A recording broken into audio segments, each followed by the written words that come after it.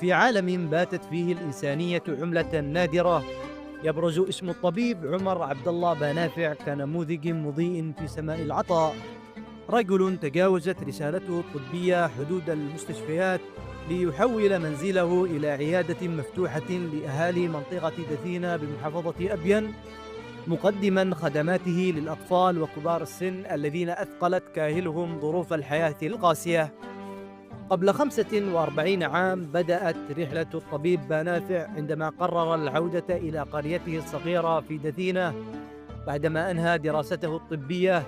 كان هدفه بسيطا ولكنه عظيم، يتجسد في التخفيف من آلام المرضى الذين لا يستطيعون تحمل تكاليف العلاج أو السفر إلى المدن الكبيرة.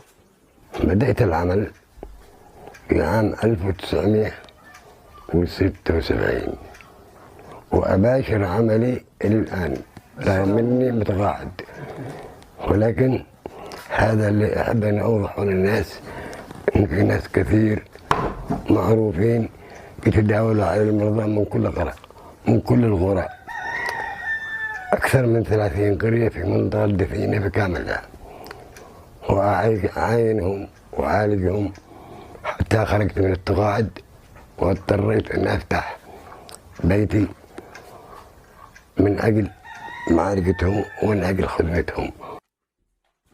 لم يكن الطبيب عمر ينتظر شيئا في المقابل، فقد كان يدرك جيدا حجم المعاناة التي يعيشها سكان المنطقة. كان يقدم العلاج مجانا في كثير من الأحيان، ويشتري الأدوية على نفقته الخاصة لمن لا يستطيعون تحمل تكاليفها، وأصبح منزله محطة أمل للمرضى الذين يقصدونه بحثا عن الشفاء.